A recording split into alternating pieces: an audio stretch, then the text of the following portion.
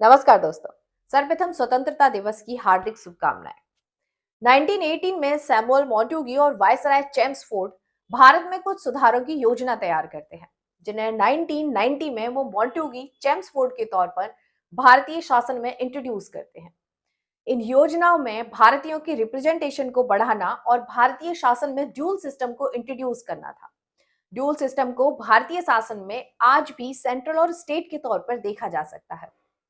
Montagu Chelmsford की ज्यादातर power सिर्फ प्रथम विश्व युद्ध से उत्पन्न फाइनेंशियल क्राइसिस और भारतीय क्रांतिकारियों की आवाज को दबाने के लिए अंग्रेजी शासन 1919 में रॉलेट एक्ट कानून पारित करता है, जिसे महात्मा गांधी बिना अपील, बिना दलील और बिना वकील का कानून कहते हैं, जिसे काला कानून के नाम से भी संबोधित किया जाता है।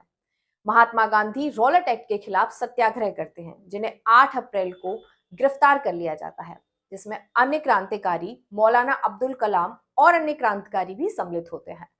9 अप्रैल को पंजाब में प्रदर्शन कर रहे सैफुद्दीन किचलू और सत्यपाल को भी गिरफ्तार कर लिया जाता है। पंजाब की जनता 13 अप्रैल को जलियांवाला बाग में शांतिपूर्ण तरीके से सैफुद्दीन किचलू और सत्यपाल को गिरफ्तारी से छुड़ाने के लिए विरोध प्रदर्शन करती है, किंतु क्रूर जनरल डायर उस शांत विरोध प्रदर्शन कर रही जनता पर अत्यंत गोलियां बरसा देता है, जिसमें हजारों लोगों की मौत हो जाती है। इस नरसंहार को जलियांवाला बाग नरसंहार के रूप में जाना जाता है। अंग्रेजों की नीतियों से भारतीय जनता त्रस्त हो जाती है। प्रथम विश्व युद्ध के दौरान उत्पन्न फाइनेंशियल क्राइसिस भारतीय जनता पर अत्यधिक बर्डन पैदा करता है। Jallianwala Bagh, Rowlatt act, Montagu Chelmsford सुधार, यह सभी घटनाएं सिर्फ अंग्रेजों के पक्ष में थी। इन सभी घटनाओं से त्रस्त होकर महात्मा गांधी 1920 में असहयोग आंदोलन चलाते हैं, जो अत्यंत शांतिपूर्ण तरीका से चलाया जाता है।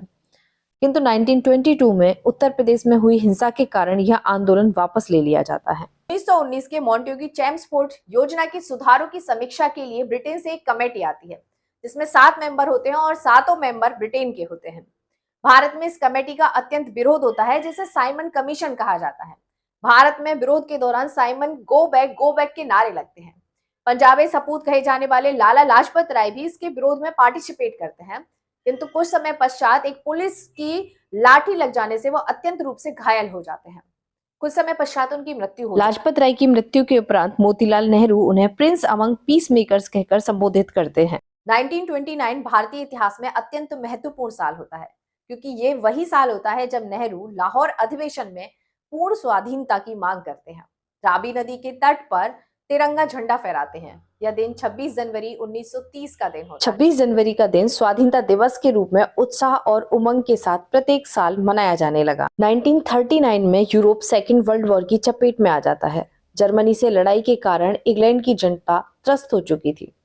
इंग्लैंड में कंजर्वेटिव पार्टी की सरकार थी, किंतु विपक्ष में क्लीमेंट इटली थे, जिन्होंने चुनाव प्रचार के दौरान वादा किया कि अगर वह जीत जाते हैं तो वह भारत को आजाद कर देंगे। भारतीयों ने भी इस मौके का फायदा उठाया और उनका साथ दिया। क्लीमेंट ने अपनी जीत के पश्चात अपना वादा निभाया और अपने 3 मंत्रियों को भारत भेजा, जिसे कैबिनेट मिशन कहा गया। कैबिनेट मिशन की शर्तों के अनुसार भारत में अप्रत्यक्ष चुनाव के द्वारा संविधान सभा की कमेटी बनाई जाती है, जिसमें 13 कमेटियां होती हैं। प्रारूप समिति यानी कि मुख्य कमेटी के अध्यक्ष होते हैं डॉक्टर भीमराव अंबेडकर। 2 साल 18 महीने और 11 दिन में भारत का संविधान बनके तैयार होता है, जो 26 नवंबर 1949 को बनता है। भारतीयों ने सर्वप्रथम तिरंगा रावी नदी के तट पर 1930 26 जनवरी को फहराया था। भारतीय नहीं चाहते कि इस दिन को भुला दिया जाए, इसीलिए 26 नवंबर 1949 को संविधान पूर्ण रूप से बनकर तैयार हो जाता है, किंतु 26 जनवरी 1950 को संविधान को लागू किया जाता है, जिसे आज हम गणतंत्र दिवस के रूप में मनाते हैं। इस दिन कर्तव्य पथ पर शक्ति का प्रदर्शन भी किया जाता है।